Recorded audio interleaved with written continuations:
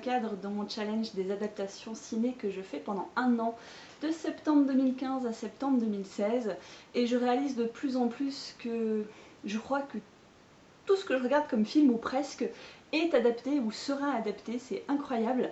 Et du coup c'est enrichissant, je trouve, de découvrir un petit peu ces pépites. Et je me rends compte que je regarde de plus en plus quand je vais au ciné ou quand je regarde un vieux truc, de regarder dans le générique en fait si c'est adapté d'un livre, d'une nouvelle, de ce que vous voulez. Et des fois j'ai des belles découvertes et du coup ça me permet de prolonger le plaisir. Parce que c'est vrai que bien souvent ça se fait plutôt dans cet ordre-là, je découvre un film et je réalise qu'en fait c'était un livre. Vous allez voir que là encore il y en a beaucoup dans ce cas-là, dans ce que je vais vous montrer, mais je commence par une petite particularité, c'est que je vais rapidement vous montrer tous les livres dont je ne vais pas vous parler en vous expliquant pourquoi. Donc déjà je ne vais pas vous parler de La Ferme de Tob Rob Smith parce qu'il n'a pas encore été adapté mais le sera très prochainement. Par contre il y a Enfant 44 qui existe et qui est aussi issu d'un livre de cet auteur si jamais ça vous intéresse. Et en plus de ça j'ai déjà donné mon avis sur La Ferme dans ma vidéo update de mes lectures du mois d'octobre si jamais ça vous intéresse. Et ça fait beaucoup de si jamais ça vous intéresse. Enfin, si jamais ça vous intéresse. Je ne vous parlerai pas non plus du livre Les Petites Reines, tout simplement parce que ça a été un tel coup de cœur, que ce soit pour la couverture, pour l'auteur ou pour le livre, que je lui ai consacré une vidéo entière d'une dizaine de minutes, je crois bien, en sachant qu'au moment où je tourne cette vidéo, je ne sais pas si vous l'aurez déjà vue ou si elle sera prévue pour plus tard, mais j'ai plein de choses à vous dire sur ce livre. Le film n'est pas encore sorti, je ne sais pas quand ce sera le cas. Par contre, une chose est sûre, c'est que je le verrai parce que j'ai vraiment hâte de savoir si les réalisateurs, les scénaristes, tout ce que vous voulez, vont jouer le jeu et nous trouver 3 vrais Bouddhas. Ça, ce sera un petit peu le détail qui tue. Histoire qu'ils ne nous fassent pas, vous savez, une petite princesse grenouille qui devient absolument magnifique ou une Shrek qui devient je ne sais quoi, qui nous prennent voilà, des vrais Shrek. Trouvez-nous des vrais Shrek, qu'on puisse enfin dans un film dire assumons-nous tels que nous sommes. Et surtout apprenons à nous aimer, parce que souvent c'est ça le plus difficile. Je ne vous parlerai pas non plus de The Crow, et pourtant là aussi j'ai des choses à dire. Je viens de le relire, je ne l'ai pas encore revu, je ne sais pas si je le reverrai. Mais en tout cas je ferai une vidéo spéciale j'ai lu, j'ai vu, pour vous en parler très prochainement. Mais The Crow et moi c'est une grande histoire d'amour et ça mérite une vidéo spéciale aussi. Que de vidéos spéciales à venir. Je ne vous parlerai pas non plus, en tout cas pas trop, de Charlie et la chocolaterie, parce que là c'est pareil, j'aimerais m'y intéresser un petit peu plus, parce que j'aime beaucoup Tim Burton. Je n'ai peut-être pas vu tous ses films, mais je suis très accro à Tim Burton, et j'ai envie de comprendre en fait pourquoi il a choisi d'adapter Charlie la chocolaterie, pardon, ce qu'il a aimé, pourquoi est-ce qu'il a ajouté certaines choses. Et je trouve ça très intéressant qu'un livre pour enfants comme ça ait été adapté dans ce qu'il y a de plus joli dans ce qu'a pu faire Tim Burton. Bref, parler de Charlie la chocolaterie de Tim Burton et la version donc de Roald Dahl qui est l'original, j'ai du mal et je vais prendre le temps d'y réfléchir. Ce que je peux faire par contre, c'est vous parler de Gorille dans la brume de Dian Fossey, qui est une autobiographie. Je ne reverrai pas le film, ça c'est sûr. Je l'ai vu quand j'étais toute petite et il m'a traumatisée. Je suis incapable de le revoir. Voilà, les choses sont dites. Alors, Dian Fossey en fait est une chercheuse. Dian Fossey est une chercheuse qui a consacré sa vie aux gorilles et qui malheureusement en est morte puisqu'elle a été assassinée. Elle a vécu 13 ans parmi les gorilles dans les plaines et les montagnes du Rwanda. Elle est à l'origine d'un très beau sanctuaire et centre de recherche qui, je crois bien, existe encore. J'ai mangé le nom, donc je ne vous dirai pas de bêtises, je vais l'écrire là en dessous quand je montrerai ma vidéo. Et en fait, le livre est intéressant si vous êtes passionné de faune, de flore, d'animaux et de gorilles bien évidemment, parce que c'est vraiment le récit minutieux au quotidien de son immersion dans leur monde. Donc on apprend absolument tout sur les gorilles, que ce soit leur comportement, que ce soit leur mode de communication, leur sexualité, leur mode de reproduction, mais aussi leur excrément, comment ils se pouillent les poux, comment ils se lavent, comment ils se battent, bref, tout ce que vous pouvez imaginer dans la vie d'un gorille, vous le trouverez dans ce bouquin. Ça donne des passages qui sont difficiles à lire parce que la généalogie est importante, du coup pour s'y retrouver entre ces différents groupes d'observation, les liens de parenté, les gorilles qui changent de groupe, etc., ça rend des fois la lecture un peu hard. Heureusement, à la fin, vous avez en fait des petits arbres généalogiques de chacun des groupes qui vous permettent de vous y retrouver. Et au-delà donc de son observation du milieu naturel des gorilles, c'est aussi l'occasion d'en découvrir plus sur comment en fait comment cette femme a réussi à s'imposer dans un pays qui n'était pas le sien, dans une langue qui n'était pas la sienne, entourée d'hommes qui ne comprenaient pas forcément ce qu'elle faisait, que ce soit du milieu scientifique ou que ce soit les peuples traditionnels sur place. C'est aussi un acte militant par rapport à ses campagnes anti-braconnage, puisqu'elle a mis en place des tas de plans d'action pour récupérer les pièges, pour essayer de faire comprendre à la société qu'il ne fallait pas retirer les animaux de leur milieu naturel pour les mettre dans des eaux, etc., etc. Des fois, elle a été confrontée à des choix qui n'étaient pas faciles, où elle a essayé de faire le moins pire, et ça rend un livre. Moi, je suis... Enfin, des femmes comme Dian Fossey, comme Jane Goodall, etc., je suis admirative, il n'y a pas d'autre mot, je suis absolument admirative. Donc c'était l'occasion pour moi de découvrir ce livre. Il me semblait l'avoir lu plus jeune, mais j'ai eu l'impression de le découvrir en le lisant, donc je pense que ça peut être un fruit de mon imagination.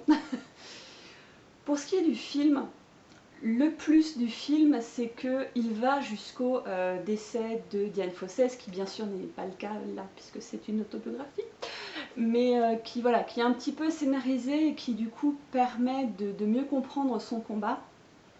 Et puis clairement, le gros avantage, c'est que observer des gorilles dans leur milieu naturel au travers d'un film, avec ces gros plans, avec ces... Je sais pas du tout en fait comment ça a été filmé, je sais pas quelle est la part de vrai, quelle est la part de malheureusement d'utilisation aussi là d'animaux issus de captivité.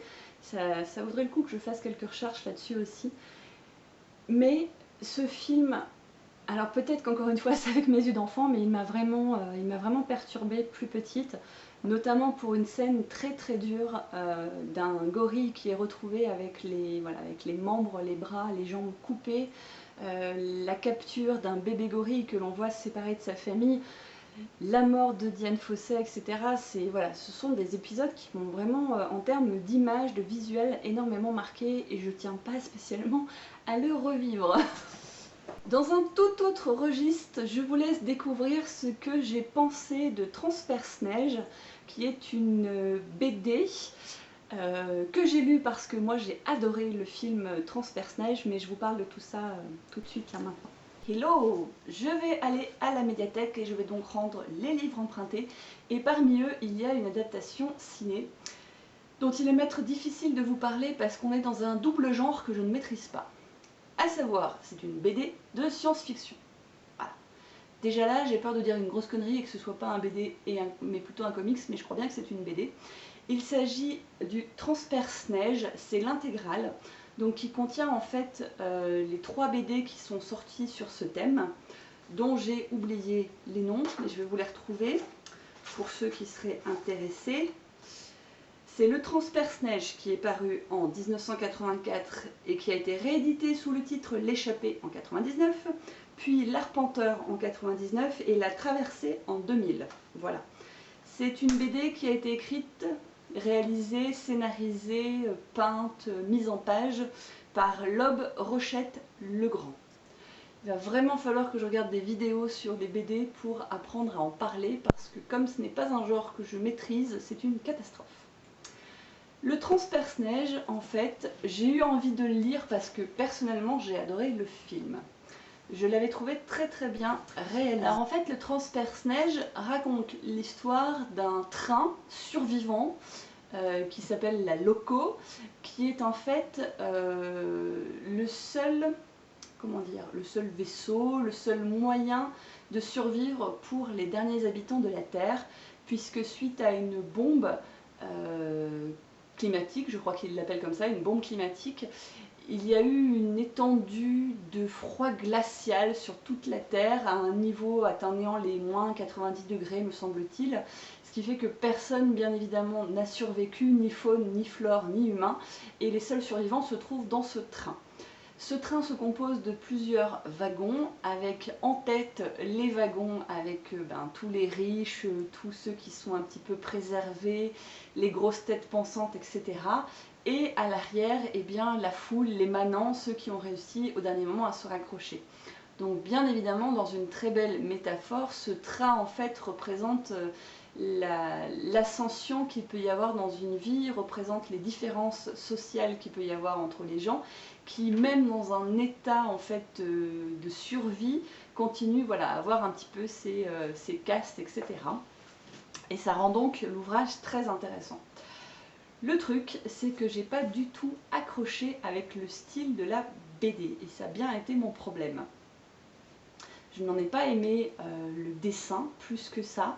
Alors la deuxième et la troisième un peu plus que le premier, mais voilà, pas des masses. Je vais essayer de vous montrer ça et d'intercaler des images de la BD. Donc voici à quoi ressemble l'ouvrage. Alors pour le coup par contre j'aime particulièrement la couverture et je vais vous montrer tout de suite ce que j'ai apprécié quel que soit le volume lu dans cette BD. Alors ce que j'ai apprécié en fait c'est que plusieurs fois dans l'ouvrage on a ce que je pense être des débuts de chapitre avec une photo en fait du wagon, des trains, de la locomotive avec une petite phrase que vous voyez là en bas à gauche et qui sont en fait sous forme de rimes. Là, par exemple, c'est écrit « En ce monde clos et cloisonné, les nantis comme les damnés n'ont pour seul et unique horizon que les parois de leur wagon. » Donc vous avez dans ce style-là, et puis vous avez aussi, hop, je vous montre un autre style. Donc là, on est dans un nouveau tome, où en fait c'est écrit « Parcourant la blanche immensité d'un hiver éternel et glacé, d'un bout à l'autre de la planète, roule un train qui jamais ne s'arrête. »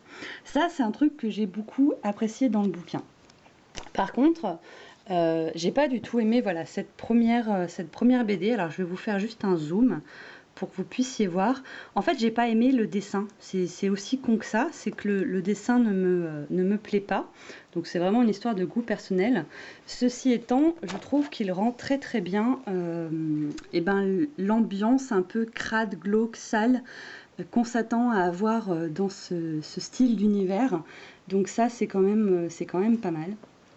J'ai beaucoup plus apprécié donc voilà, la deuxième et la troisième partie où les dessins sont un peu plus, comment dire, un peu aquarelle en fait, et du coup ça m'a un peu plus plu.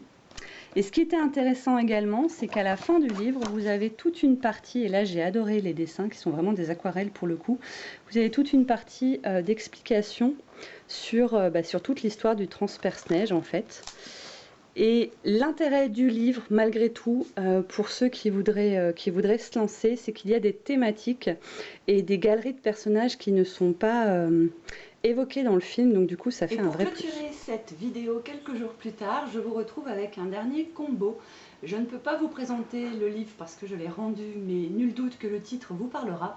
Il s'agit de La face cachée de Margot, John Green. Voilà. Alors, j'ai lu le livre et le lendemain j'ai vu le film, donc c'est assez récent dans ma tête tout ça, et je dois dire que j'ai un problème avec John Green. Je vous explique. En fait, il y a quelques mois j'avais lu Nos étoiles contraires après avoir vu le film que j'avais personnellement pas détesté mais trouvé sans vraiment d'intérêt, sans doute parce que plus jeune j'avais eu moi aussi mon film sur le sujet. Et du coup, voilà, j'y suis allée quand même en me disant, bon, tout le monde me parle de John Green, il serait quand même temps que je regarde ce que ça donne. Et la conclusion que j'en avais faite, c'était, j'aime bien comme il écrit, je trouve que c'est vivant, qu'il y a des bonnes idées, que c'est drôle, mais l'histoire ne m'emballe pas du tout. Je m'étais donc dit, je ne vais pas rester sur cet échec et je vais tenter autre chose. D'où La face cachée de Margot. Alors, La face cachée de Margot fait à peu près 400 pages. Je me suis amusée pendant les 100 premières, je me suis amusée pendant les 100 dernières, mais alors je me suis mortellement ennuyée au milieu. J'ai aimé le concept de deux adolescents qui en fait étaient amis petits puis se séparent parce que voilà, chacun n'a pas la même façon de vivre, l'une devient un peu, on va dire, la représentatrice, la représentation de la jeunesse actuelle telle qu'on peut l'imaginer aux États-Unis, un petit peu voilà la hit girl, je veux dire ça comme ça.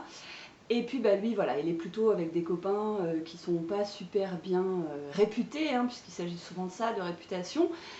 Et puis un jour elle débarque, on ne sait pas trop pourquoi, mais bon, ils passent une nuit à faire pas mal de choses ensemble parce qu'elle a décidé de réaliser certaines actions. Et même si voilà, là j'ai aimé ce qui se passe, je suis pas forcément à l'aise avec l'idée d'infraction, de dégradation de matériel, de choses comme ça. Donc j'ai aimé, mais en même temps j'avais un petit peu un côté prout-prout qui me disait non, c'est pas bien de faire ça. Peut-être que je suis devenue trop vieille, allez savoir. Non, je pense que c'est surtout que j'aime pas trop qu'on dégrade les affaires des autres. Bref. Et puis ensuite, elle disparaît et il commence à la chercher et tout, donc en soi c'est intéressant. L'idée de Peppertons, je vais pas la développer, mais elle est pas mal non plus. Mais j'ai trouvé ça lent, j'ai trouvé ça répétitif, il y a une espèce de notion philosophique de recherche de soi au milieu au travers d'un poème qui m'a paru vraiment redondant et pas spécialement attractif. Et puis à la fin, pam, un petit coup, comme si John Green se réveillait, un petit coup de road movie en fait. Donc la partie qui m'a plu pour ceux qui l'auraient lu et sans spoiler du coup les autres, c'est ce qui s'appelle le vaisseau. J'ai beaucoup aimé cette partie, je l'ai trouvée vraiment intéressante. Et là, la fin, la crêpe qui tombe par terre quoi. C'est l'expression qui me vient, mais voilà. Donc toujours cette même appréhension pas du tout, cette même impression que j'aime bien comme John Green écrit, mais j'aime pas les histoires qu'il raconte. Du coup, je suis en train de me demander si je m'en tente un troisième ou si je m'arrête là. Ça, c'est pour le livre. Et alors pour le film, comment vous... Alors pour le film, pareil, pour ne pas spoiler ceux qui ne l'auraient pas vu, je vais simplement vous citer 3 choses que j'ai aimées dedans, à savoir Pokémon, Père Noël, musique. Alors ça je ne spoil personne, mais la musique du film est vraiment très très bien. Et je me suis attachée au personnage de Ben. J'ai trouvé que l'acteur qui a été choisi, ça lui va très très bien ce rôle, le rôle de Ben. Par contre, bah voilà. Alors je sais pas s'il y a un problème de génération, je ne sais pas s'il y a un problème d'âge. Pourtant je suis très très friande des films pour ados, des comédies romantiques, des road movies, de tout ce que vous voulez. Mais là, ça l'a pas fait du tout. Déjà, je trouve que les personnages sont censés plus ou moins avoir 18 ans, j'ai l'impression qu'ils en ont 15, ne serait-ce que physiquement parlant. Et ouais, non, c'est pas la première fois que je fais ça pour un film, mais c'est vrai que voilà, j'ai pas passé un mauvais moment, mais c'est pas non plus un truc impérissable. Et ben, en plus, le pire, c'est que ce qui m'a plu dans le livre, je ne l'ai pas forcément trouvé dans le film, donc c'est un peu con. Je vais m'arrêter là pour cette nouvelle série d'adaptations parce que ça commence déjà à faire une bonne petite vidéo. Et je vous retrouve sans doute le mois prochain ou le mois d'après pour continuer selon ce que je retrouverai dans mes lectures. Ciao!